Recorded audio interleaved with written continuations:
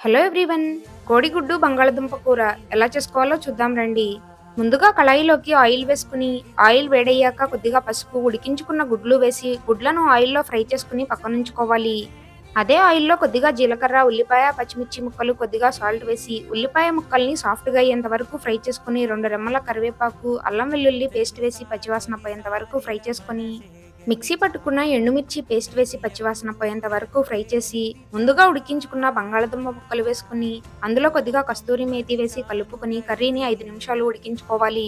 5 నిమిషాల తరువాత కర్రీలోకి ముందుగా ఫ్రై చేసుకున్న గుడ్లు వేసి కలుపుకొని, ఇలా కలుపుకున్న తరువాత కర్రీలో గ్రేవీకి సరిపడా నీళ్లు పోసి కలిపి కర్రీని దగ్గరకయ్యేంత వరకు ఉడికించుకోవాలి. కర్రీ దగ్గరికి ఉడికిన తరువాత కొద్దిగా కొత్తిమీర, గరం మసాలా వేసి కలుపుకొని దించేసుకుంటే టేస్టీ కోడిగుడ్డు బంగాళదుంప కూర రెడీ అయిపోతుంది.